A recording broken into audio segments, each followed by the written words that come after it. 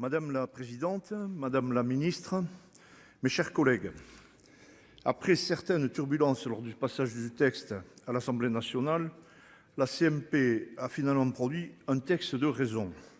Il nous paraît équilibré malgré le nombre d'articles ajoutés et répond ainsi à l'objectif principal fixé, gagner du temps. Cependant, et je crois que c'est déterminant, le volet réglementaire, tout aussi essentiel que son pendant législatif, devra permettre rapidité et performance. Je connais votre engagement, Madame la Ministre, et je salue votre mobilisation sur ce projet de loi dès sa préparation. Je me félicite également du travail fourni par les parlementaires des deux assemblées, les commissions, présidents de commission, rapporteurs, malgré quelques incongruités que nous avons pu régler en discutant et débattant. Nos positions n'étaient pas toujours alignées, mais nous avons largement enrichi le texte. Pour le groupe Les Indépendants, l'un des principaux apports est bien sûr celui de l'agrivoltaïsme. Lors de notre niche parlementaire du 20 octobre dernier, nous avons mis ce sujet au débat grâce à une proposition de loi qui a été largement adoptée et qui a été insérée dans ce texte.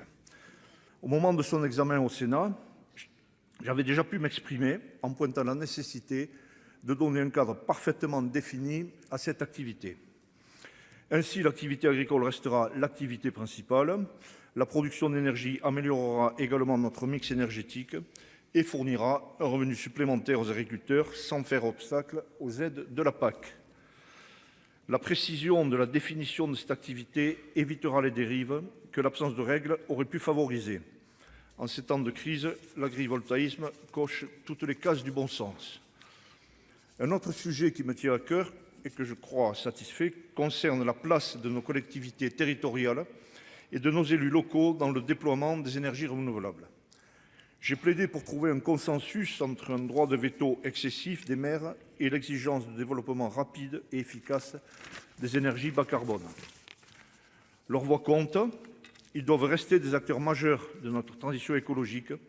Ils connaissent parfaitement leur territoire et la pertinence des projets locaux.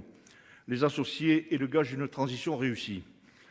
J'ai le même avis sur les documents d'urbanisme et notamment ceux concernant les SCOT. Les objectifs de développement équilibré du territoire ont été améliorés afin de prendre en compte les nouvelles installations de production et de transport des énergies renouvelables. Évoquer le transport d'énergie me permet de revenir sur la question du raccordement. C'est un élément absolument indispensable. On peut installer toutes les énergies renouvelables que l'on veut. Si elles ne sont pas raccordées, l'effet est quand même restreint, voire quasiment nul. L'enjeu de l'intégration au réseau de transport et de distribution est principalement entre les mains du gouvernement et des gestionnaires de réseau. Enfin, je salue la possibilité, sous certaines conditions, que le stockage d'énergie puisse répondre à une raison impérative d'amélioration de l'intermittence de certaines énergies. Je pense particulièrement aux stations de transfert d'énergie par pompage. Dans le même domaine, le procédé Power to Gas nous permettra aussi un autre mode de stockage de l'énergie produite.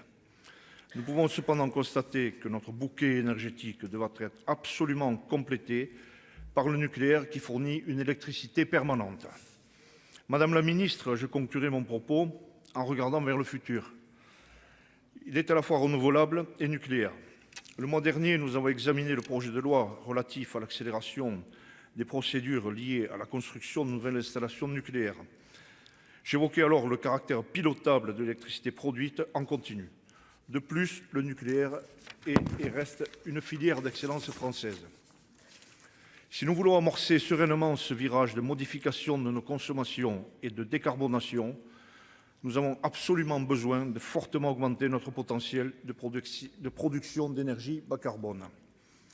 Les deux projets de loi d'accélération ne sont que les prémices de nos discussions sur le futur énergétique de notre pays. Et ils étaient nécessaires, vu la situation d'urgence dans laquelle nous a plongé l'invasion de l'Ukraine. Nous compléterons nos dispositifs lors des lois de programmation énergétique pour travailler très précisément sur nos futurs besoins et impulser les nouvelles orientations nécessaires. En attendant, le groupe Les Indépendants votera bien sûr en faveur de ce projet de loi. Je vous remercie. Merci, cher collègue. La parole est à monsieur Ronan Dantec.